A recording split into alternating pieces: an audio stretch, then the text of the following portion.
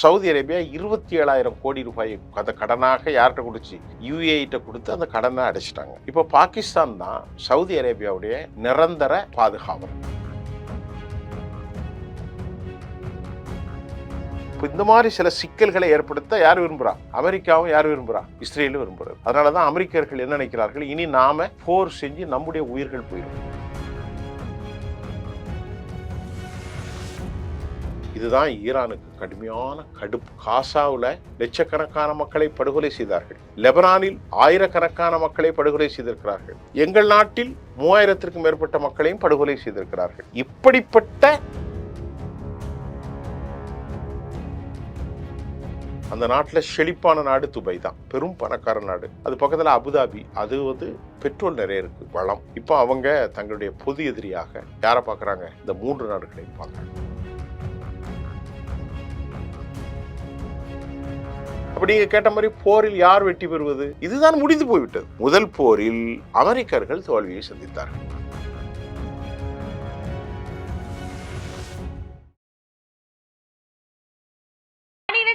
பொதுத் தேர்வில் மாநில அளவில் சிறப்பிடம் பிடித்த நாமக்கல் குறிஞ்சி மெட்ரிக் மேல்நிலைப் பள்ளி பொதுத் தேர்வில் 490 மதிப்பெண்களுக்கு மேல் பெறும் மாணவர்களுக்கு கல்வி கட்டணம் முழுவதும் இலவசம். நீட் ரிப்பீட்டர்ஸ் பேட்ச் மற்றும் 1 வருட சிறப்பு பயிற்சி வகுப்புகள்.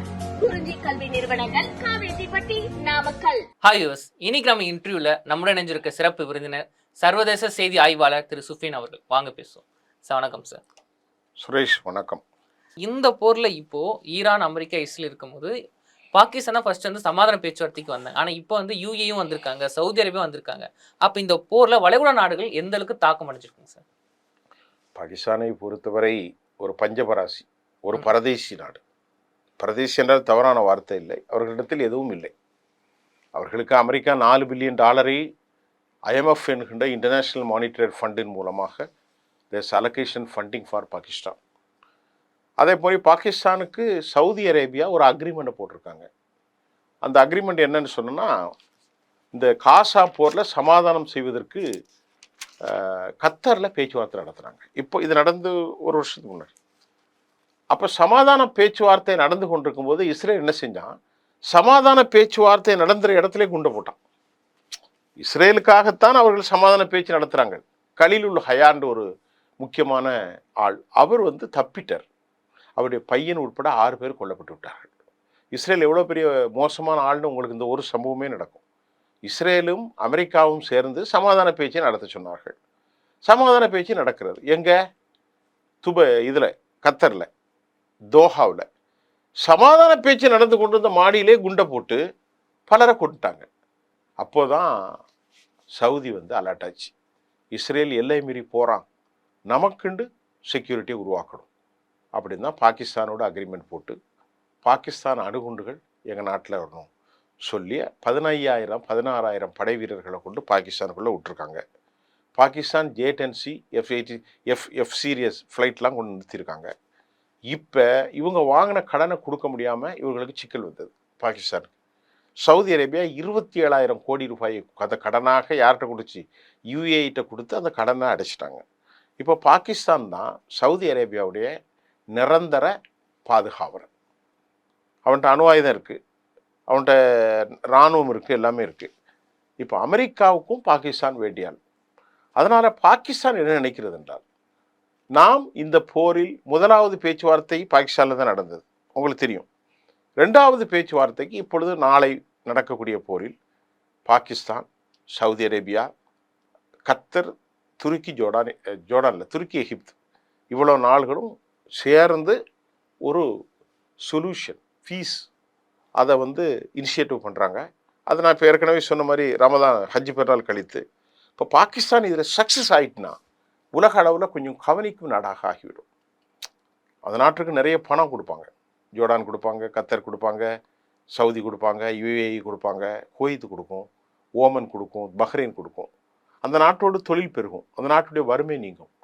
அப்புறம் உலக அளவிலும் பெரிய சமாதான தூதுவர்களாக பேர் வாங்கிடுவாங்க.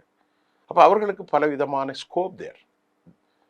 அதனால் பாகிஸ்தான் இரவு பகலாக அசீம் முனீர், அந்த நாட்டுடைய இராணுவ தளபதி, ஏற்கனவே நடந்த சம்பவம் தான். அமெரிக்காவுக்கு போகிறார், சவுதிக்கு போகிறார், தெஹ்ரானுக்கு போகிறார். ஏன்னா தெஹ்ரானோடு அவர்களுக்கு நல்ல உறவு இருக்கு.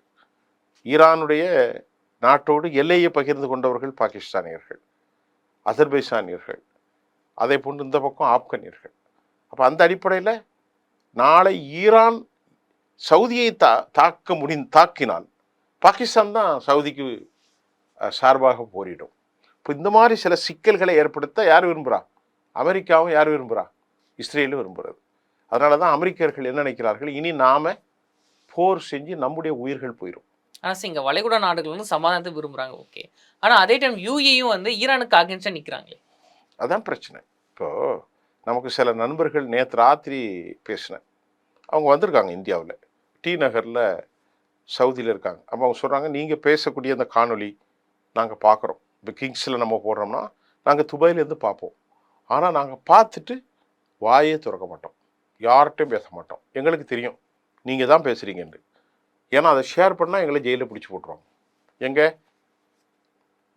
துபாயில். அவ்வளோ மோசமான அரசு. நாங்கள் ஷேர் பண்ணவும் மாட்டோம்.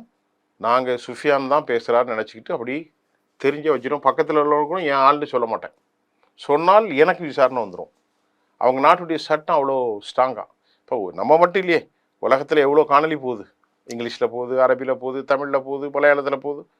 ஆகவே அந்த நாட்டில் அமெரிக்காவுக்கு, அதாவது துபாய்க்கு எதிராக பேசினா உடனே காலி. ஈரானுக்கு ஆதரவாக ஒரு லைக் பண்ணாலும் முடிஞ்சு. இப்போ ஈரான் வந்து ஏன் சவுதி அரேபியாவையும் இவர்களையும் எதிர்க்கிறார்கள் என்றால், அவங்க தான் ஒரு ஸ்ட்ராட்டஜிக் பார்ட்னர்ஷிப்பாக இருக்கிறாங்க. யாரோடு? அமெரிக்காவோடும் இஸ்ரேலோடும். 28 2026 போர் காலை ஆரம்பித்தது.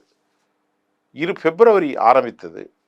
பிப்ரவரி தாண்டி மார்ச் 26 கள்ளத்தனமாக விமானத்தில் பயணிக்கிறார். யாரு? இஸ்ரேல் அதிபர், இஸ்ரேலுடைய பிரதமர். 600 அந்த ஃப்ளைட் நம்பர்.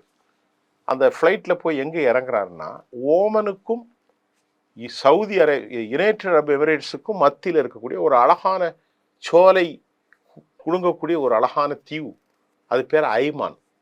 அந்த இதில் லேண்ட் ஆகுறார். யார்? Benjamin Netanyahu. அதாவது உங்களுக்கு புரிகிற பாஷையில் சொன்னால், யுஏயில் போகிறாரு.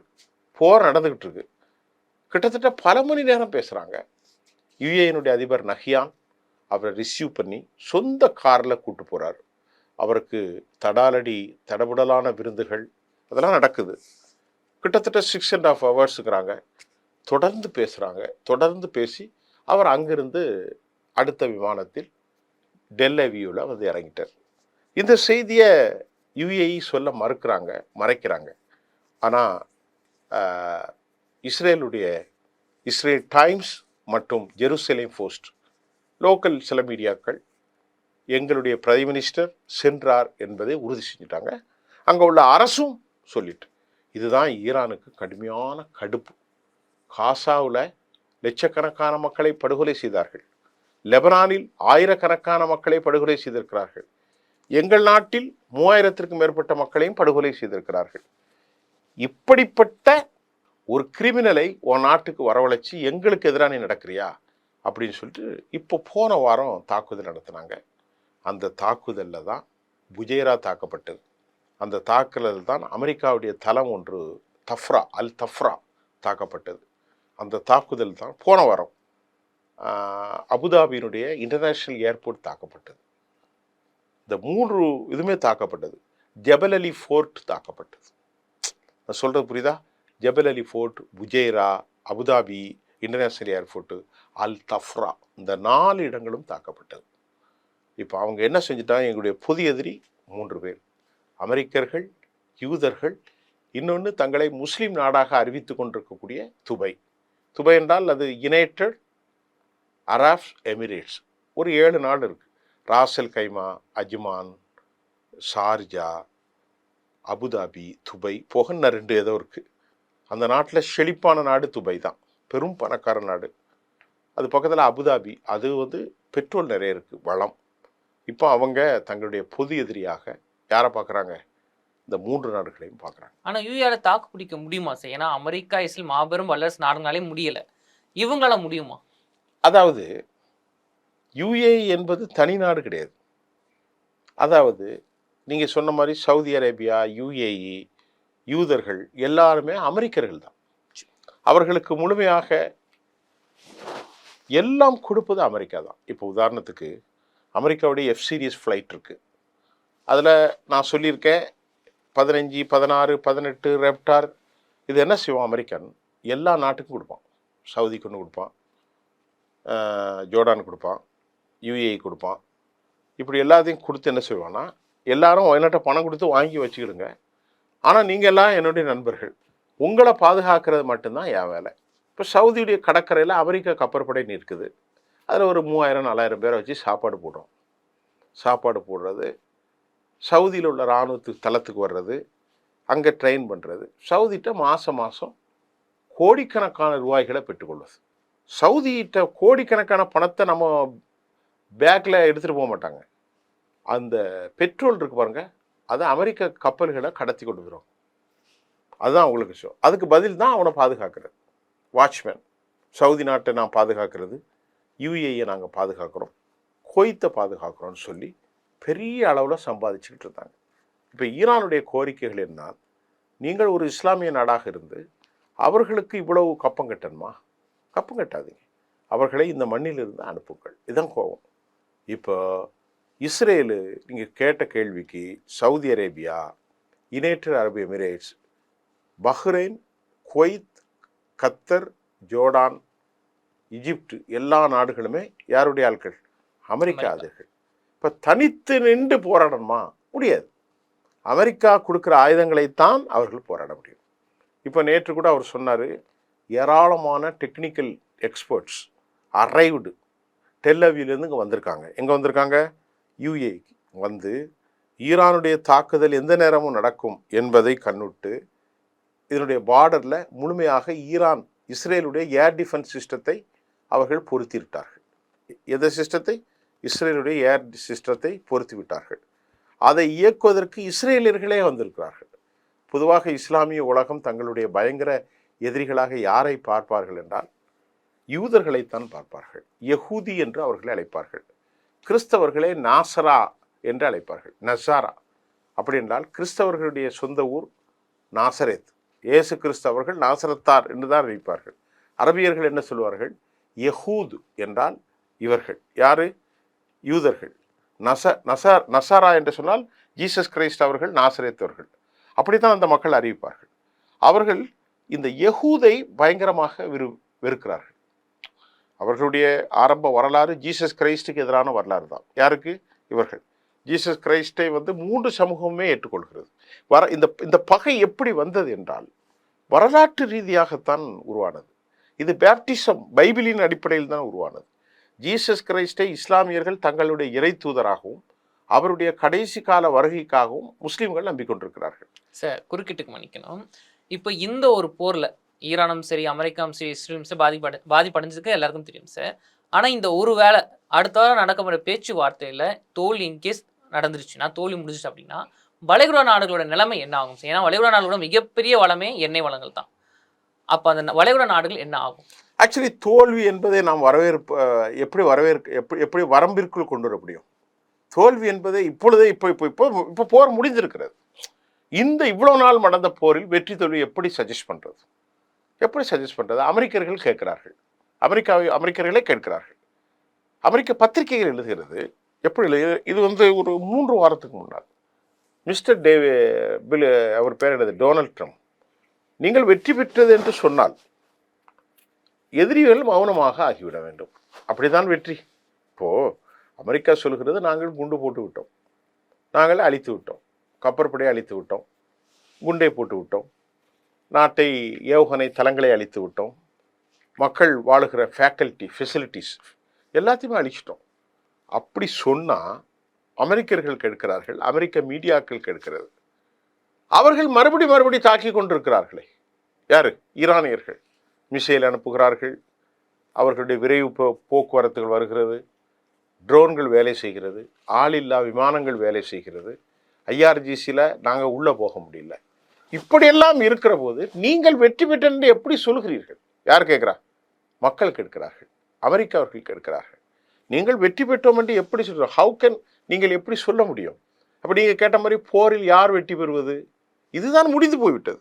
முதல் போரில் அமெரிக்கர்கள் தோல்வியை சந்தித்தார்கள். ஆனா இந்த பேச்சுவார்த்தையில தோல்வி முடிஞ்சா அது பாதிக்கலாம் சார். போய் பேச்சுவார்த்தை தோல்வியில் முடிந்தால் தோல்வியில் தான் முடியும் என்றால் அது வளைகுடா நாடுக்கு எந்த அளவுக்கு பாதிப்பு கொடுக்கும்? பெரிய பாதிப்பு. வளைகுடா நாடுகளில் பெரிய பாதிப்பு வரும். அந்த பாதிப்பு வந்துவிடக்கூடாதே என்பதனால்தான் இன்றைக்கு சவுதி போன்ற நாடுகள் அலறுகிறார்கள். ஏன்னால் அவர்களுடைய பொருளாதாரம் ஒரு அடுத்த கட்டத்துக்கு போகக்கூடிய ஒரு நல்ல காலகட்டத்தில் இப்போ கிட்டத்தட்ட ஒரு 6 மாதங்களுக்கு 3 மாதங்களாக அவர்கள் சீரழிந்து போய்விட்டார்கள். அவர்களால் தாக்கு பிடிக்க முடியாது. புரியுதா உங்களுக்கு?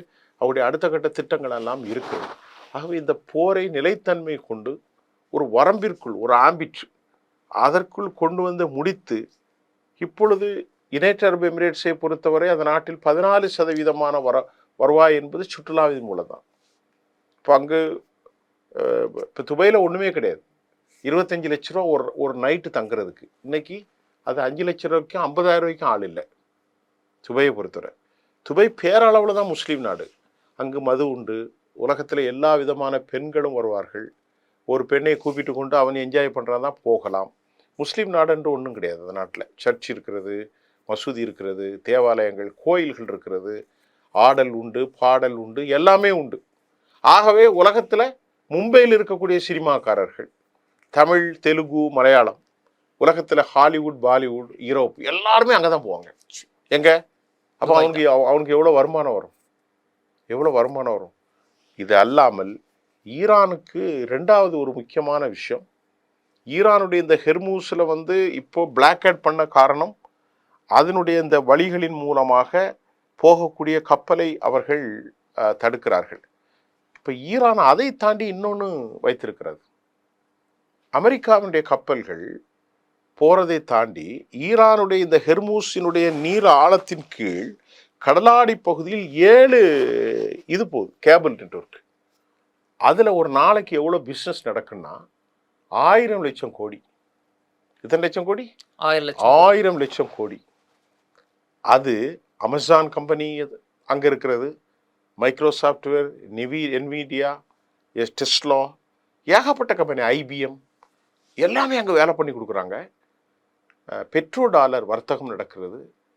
இப்போ இவன் என்ன சொல்கிறான், கப்பல் போகிறதுக்கும் எனக்கு காசு கொடுக்கணும், என்னுடைய கடல் ஆழத்தில் போகிற கேபிளுக்கும் எனக்கு நெட்வொர்க் கொடுக்கணும். அப்படி கேட்கும்போது அதுக்கு எவ்வளோ வருமானம் வருதுன்னா வருஷத்துக்கு $15 பில்லியன் இருக்கும். யாருக்கு? இந்த கேபிள் போது பாருங்க. அவன் சொல்கிறான், நீங்கள் டெய்லி 1000 லட்சம் கோடி பிஸ்னஸ் பண்ணுறான், எனக்கு ஒரு வருஷத்துக்கு $15 பில்லியன். அந்த அந்த அந்த நம்ம நம்ம நம்ம தரவாடகைன்னு சொல்லுவோம். நம்ம ஊரில் ஒரு லேண்டை கன்ஸ்ட்ரக்ஷன் பண்ணாமல் கொடுத்துருவோம், அதில் நீங்கள் வச்சுக்குவீங்க, வாடகை கொடுப்பீங்க. அதான் அவன் கேட்குறான், கப்பல் இந்த ஹெர்மூஸ் ஊழிய கீழே போதில் அண்டர் கேபிள் எங்களுடைய கடல் பகுதியில் அதுக்கு ஒரு 15 பில்லியன் ஆகும், நீங்கள் எது போனாலும் காசு கொடுங்க. இப்போ அமெரிக்கா எல்லாத்தையும் ஆட்டையை போட்டு கொண்டு இருந்தார்கள். அவர்கள் தான் எல்லாத்தையும் கலெக்ஷன் பண்ணிக்கிட்டு இருந்தார்கள். இப்போது நேற்று புட்டின் போயிருக்கிறார் ஒரு விஷயத்திற்கு, சீனாவுக்கு. அமெரிக்க அதிபரும் போனார். அமெரிக்க அதிபர் போய் பேசினார். அவர்கள் எடுப்பிலே தைவானுடைய பிரச்சனைகள் என்ன ஆனது என்று கேட்டார்கள். அதற்கு சரியான பதில் இல்லை. அமெரிக்கர்களில் 17 கம்பெனிகளை கூப்பிட்டு கொண்டு போனார்கள். எல்லாம் பார்ப்போம் என்று சொன்னார்கள். ஈரானுக்கு நீங்கள் ஆயுதங்களை கொடுக்கக்கூடாது என்று சொன்னார்கள். நாங்கள் எப்போதும் கொடுக்கவில்லையே என்று சொல்லிவிட்டார்கள். நீங்கள் ரேர் மைன், அரிய கனிமங்களை எங்களுக்கு தர வேண்டும் என்று கேட்டார்கள். முயற்சி செய்வோம் என்று சொன்னார்கள். எங்களோடு ஒத்துழைக்க வேண்டும் என்று சொன்னார்கள். ஆம் என்று சொல்லிவிட்டு போன போக்கில் சீனர்கள் கொடுத்த பரிசு பொருட்களை குப்பையிலே போட்டுவிட்டு போயிட்டார்கள். உங்களுக்கு தெரியும். ஏனென்றால் அவர்கள் கையை வைத்தால் அது நாளைக்கு உளவு அமைப்புகள் பிடித்து விடுவார்கள், சைபர் கிரைம் ஆகும். அந்த அளவுக்கு அவர் உறவு. அடுத்த நிமிஷத்தில் கிரெம்லின் மாளிகை ஒரு ஃபோனை போட்டு அடுத்த வாரம் எங்கள் தலைவர் உங்கள் நாட்டுக்கு வருவார். நேற்று வந்தார். அந்த அட்லாண்டிக் பகுதிகளில் ஒரு பெரிய பனிப்பாறைகளுக்கிடையே கப்பல்கள் போவதை முயற்சி, பல million dollar, trillion dollar investment அவங்க பண்ணிட்டாங்க. அவங்களுடைய ஸ்ட்ராட்டஜிக்கல் பார்ட்னர்ஷிப்பாக ஈரானையும் இறைத்து கொண்டார்கள். ஆகவே இப்போது அமெரிக்கா பெரும் பின்னடைவில் இருக்கிறாங்க. மத்திய கிழக்கு இப்பொழுது ஒருவேளை அமெரிக்கா பக்கம் இருக்கலாம். ஒரு சில தசாப்தங்களுக்கு பின்பு அமெரிக்காவுடைய ஏகபோக உரிமைகள், சர்வாதிகார போக்குகள், பெட்ரோ டாலர் விஷயங்கள் இப்பொழுது யுவானில் மாறப்போகிறது. அதெல்லாம் நடந்து கொண்டிருக்கிறது. உலகம் மாறும் பெரும் சூழல் இப்பொழுது. அதுல வளைகுடாவும் மாறக்கூடிய சூழ்நிலையும் இருக்கு. ஆமா, உலகம் மாறும்போது வளைகுடா தானே மாறும். சரி. வளைகுடா மாறும். ஏற்கனவே ஈரோப் யூனியன்ல பல தசாப்தங்களாக அமெரிக்கர்களின் கூட்டாளிகளாக இருந்த நேட்டோ என்றால் உங்களுக்கு தெரியும், England, Spain, Italy, German, France, இந்த மாதிரி நாடுகள் எல்லோருமே இப்பொழுது அமெரிக்காவை விட்டு பிரிந்து விட்டார்கள் உக்ரைன் போரின் வாயிலாக. இப்பொழுது அதே போன்று மத்திய கிழக்கும் பிரிந்து விடுவதற்கு பெரிய நாள் இல்லை. ஆகவே அமெரிக்காவுடைய பிடி வசமாக சிக்கி கொண்டார்கள். அவர்களே தங்கள் மீது பூசப்பட்ட சாயத்தை தண்ணீரை ஊட்டி கரைத்து கொண்டு, நாங்கள் இப்படித்தான் இருக்கிறோம், நீங்கள் நினைத்தால் நாங்கள் என்ன தவறு செய்வது என்று உலகத்தை வியக்க வைத்திருப்பதுதான் இன்றைய செய்தியினுடைய முழுமையான சாராம்சம். நன்றி சார், தொடர்ந்து பேசுவோம். 12ஆம் வகுப்பு பொதுத் தேர்வில் மாநில அளவில் சிறப்பிடம் பிடித்த நாமக்கல் குறிஞ்சி மெட்ரிக் மேல்நிலைப் பள்ளி 10ஆம் வகுப்பு பொதுத் தேர்வில் 490 மதிப்பெண்களுக்கு மேல் பெறும் மாணவர்களுக்கு கல்வி கட்டணம் முழுவதும் இலவசம். நீட் ரிப்பீட்டர்ஸ் பேட்ச் மற்றும் ஒரு வருட சிறப்பு பயிற்சி வகுப்புகள். குறிஞ்சி கல்வி நிறுவனங்கள், காவேரிப்பட்டி, நாமக்கல்.